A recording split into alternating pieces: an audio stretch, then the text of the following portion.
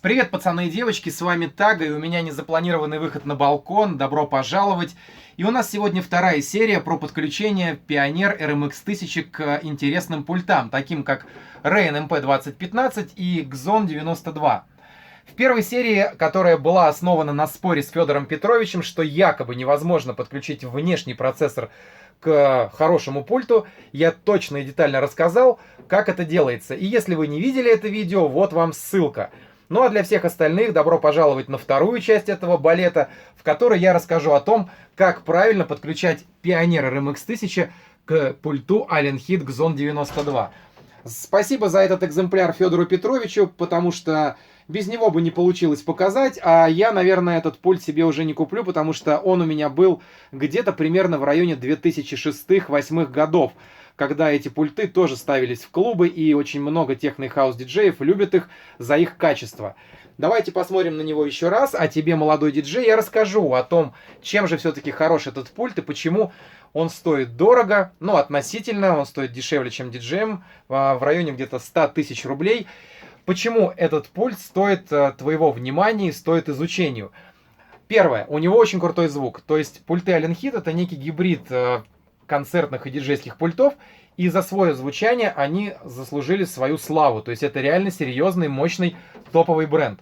Второе. У этих пультов параметрический эквалайзер. То есть когда мы имеем 4 ручки эффектов, точнее не эффектов, а эквалайзера, а не 3, как вы привыкли это видеть на практически всех диджей-пультах.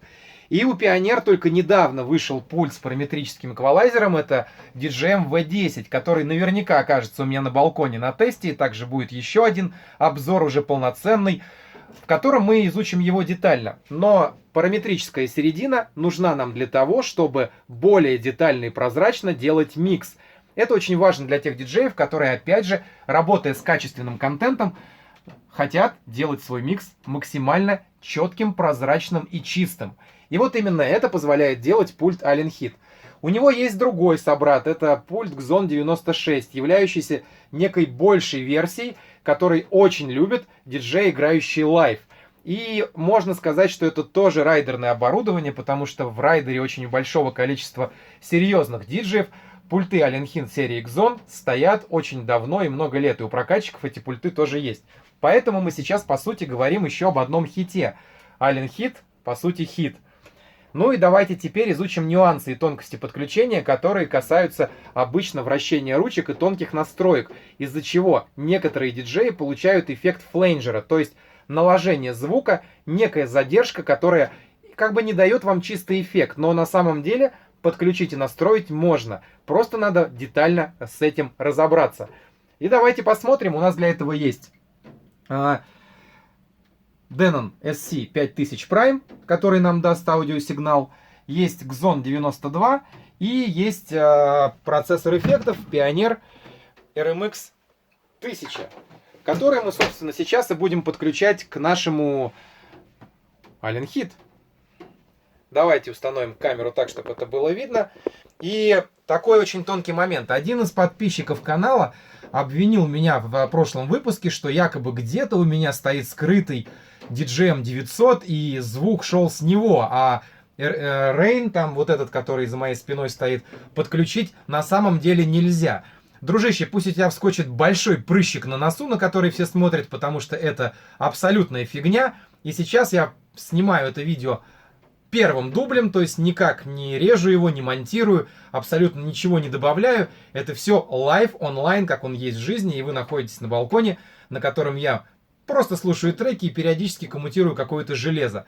Ну и давайте посмотрим, как это подключается. У каждого устройства есть разъемы. И это то, на что вы должны обращать внимание в первую очередь при выборе того или иного пульта. Так как пульт это сердце вашего микса, и он должен соответствовать вашим задачам. Конкретно Allen Heat это, как я сказал, уже симбиоз концертных и диджейских пультов. И здесь работа с эффектами реализована через AUX группы.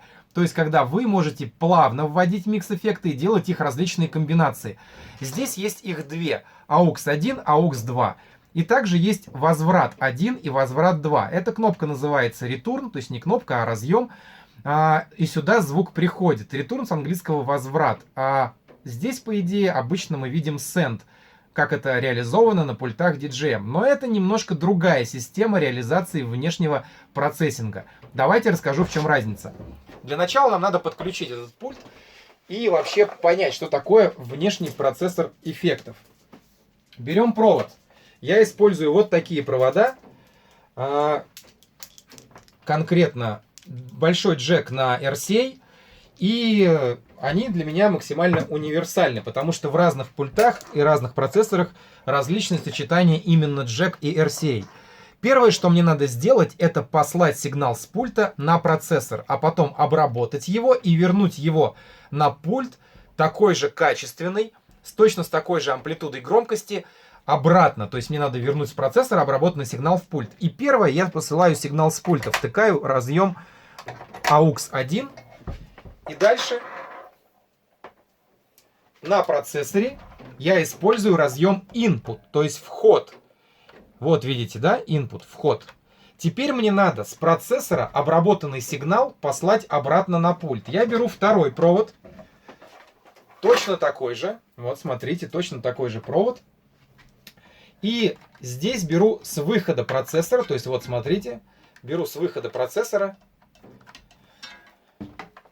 и возвращаю сигнал на return. То есть я втыкаю, чтобы было видно, я втыкаю эти разъемы, эти провода в return. Теперь сигнал приходит на процессор из пульта и выходит из него обратно на пульт. Мы сделали такое некое кольцо звука, да?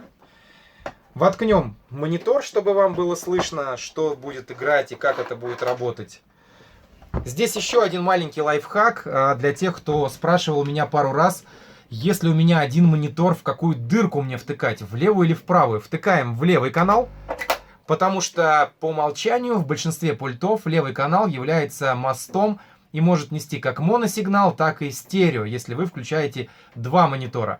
Но это такой маленький лайфхак. Питаем наш процессор током. Все это дело разворачиваем удобно, чтобы нам было удобно. Подключаем питание к пульту. Видите, все делаем на ваших глазах. Все для вас, пацаны и девочки. Втыкаем сигнал с нашего плеера. Разворачиваем все это дело. И теперь давайте смотреть, что мы делаем дальше. И вот тут начинается первая возня, которую часто не оценивают диджеи, которые хотят получить чистый сигнал. Смотрите. Первое, на что вы должны обратить внимание, это ручки соотношения сигналов входного и выходного. На каждом процессоре они есть. Мы включаем входной сигнал, и он приходит с пульта. То есть мы здесь получаем, там, допустим, плюс 3 дБ, плюс 6 или 0. И здесь есть ручка вращения выходного сигнала. По этой шкале нам покажет, какой у нас входит сигнал, а тут какой выходит. И вот эту шкалу, этот уровень мы должны сделать на 1-1,5 деления меньше. Потому что когда сигнал обрабатывается, на него накладывается эффект, то сигнал усиливается. А мы на пульт должны послать такой же уровень сигнала, который мы с него забрали, чтобы пульт чувствовал себя комфортно и у вас не было дисбалансов дальше, когда вы работаете с эффектом. Поэтому вы должны помнить, что очень важно отстраивать эти уровни сигналов. Из-за этого тоже может быть перекос, и вы можете получить этот эффект. Дальше. У нас есть пульт, на котором есть, естественно, канал. Давайте на него посмотрим. Это вот этот канал. Мы завели его на AUX 1, и здесь есть две ручки. Кнопки «Пре» сначала нажимаете, а вот эти ручки уворачиваете на полный ноль, то есть вы их не прибавляете. Большая и частая ошибка диджеев, когда они именно вот эти ручки пытаются рулить, то есть именно прибавлять в них. И вот тут и возникает наш момент задержки, вот этот эффект фленджера. Дальше у нас есть кнопка. Кнопка, которая нам помогает переключить этот канал с режима микрофон на режим посыл-возврат. Она должна быть нажата и загореться красненьким. Вот, видите, да? Когда она зелененькая, это значит, что работает микрофон. Когда она красненькая, значит, что ваш канал работает на посыл-возврат. Дальше. Есть такой тумблер, который надо опустить вниз. Это значит, что ваш фейдер-канал для работы с эффектом работает. И дальше уже отстройка самого канала на эффект. Здесь их две. Одна это общий гейн. Ну, мы пока про эквалайзер не будем говорить, потому что это вы делаете уже исходя из своего личного творчества. Нас интересует вот эта ручка, вот этот фейдер и вот эта ручка, потому что именно в них рождается вот этот самый тонкий настрой эффекта, который надо помнить. Ну и, конечно, помним про вот эту ручку, которую надо увести на 0. Дальше. Все, что вам нужно, это отстроить сигнал таким образом, чтобы при полностью открытом фейдере ваш эффект работал на 100%. А при полностью закрытом фейдере его не было, потому что вы должны получать чистый сигнал. Мы запускаем трек на нашем звуке, да, то есть вот мы видим, что это вот дека играет, да, это вот тот пацан, который написал, что типа у меня тут где-то диджеем, значит, смотрите, играет эта дека, и теперь нам надо сделать так, чтобы наш эффект работал. И для этого нам надо просто нажать кнопку эхо. Смотрите, мы нажали кнопку эхо, у нас все есть, да, но эффекта нет. А вот теперь есть. Есть. Нет. Есть. Нет. Есть. Нет. И вот здесь теперь мы отстраиваем уровень нашего сигнала. То есть делаем это вот при помощи вот этих двух ручек. Смотрите, выводим эффект. И мы можем делать это достаточно гибко, то есть как мы хотим. Вот мы убираем, например, фейдер, да? И у нас чистый эффект, без каких-то либо задержек и без всего. То есть все работает. Смотрите.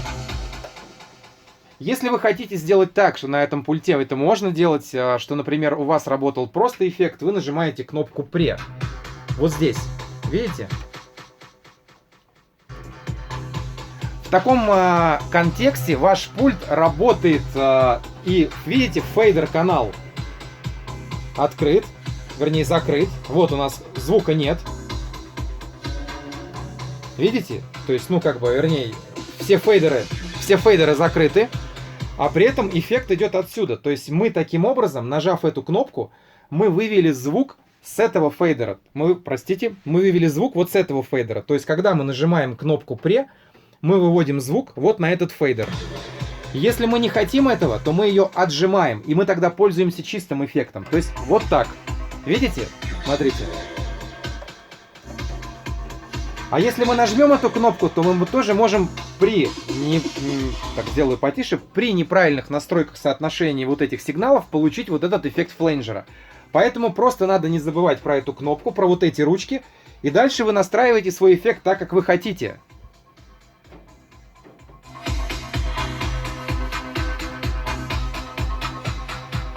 Видите? Эффект есть. Эффекта нет. Эффект есть.